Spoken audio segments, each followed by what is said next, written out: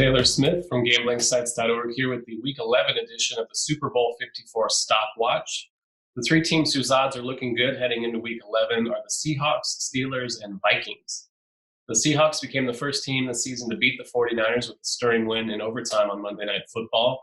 Seattle's now 8-2, just a half game back of San Francisco in the division. The Seahawks have the seventh best Super Bowl odds of any team at plus 1,400. I don't think you can reasonably make the case that there are six teams better than Seattle right now, which makes them a pretty good value to win Super Bowl 54.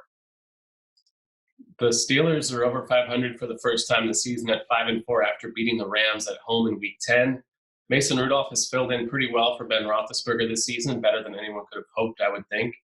The AFC doesn't really have an obvious Super Bowl contender outside of New England, which makes really any team that can get into the playoffs an interesting bet.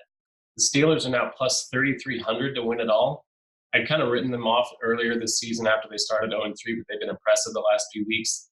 They also have a pretty easy schedule down the stretch that features two games against the Browns as well as one each against the Bengals, Cardinals, and Jets.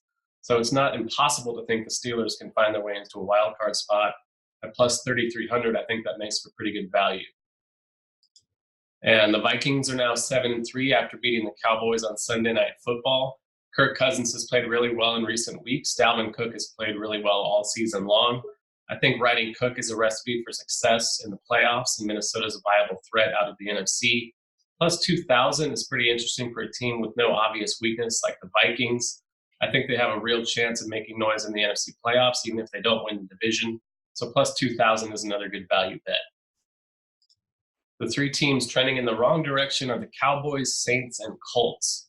The Cowboys are now 5-4 and tied with the Eagles atop the NFC East after losing to Minnesota at home.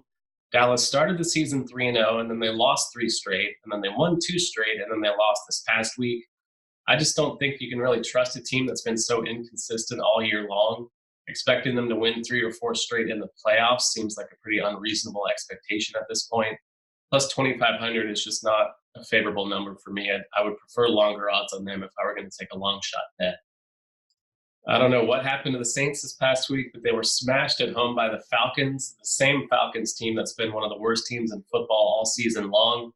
I'm not panicking, though. The Saints still have the second best Super Bowl odds of any team at plus 650.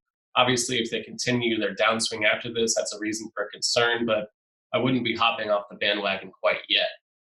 And the Colts suffered a disastrous home loss of their own at home against the Dolphins. I know Jacoby Brissett and T.Y. Hilton were not playing for Indy, but there's still no excuse to lose at home to Miami. They're 5-4. I can't imagine they kept the Texans in the division at this point.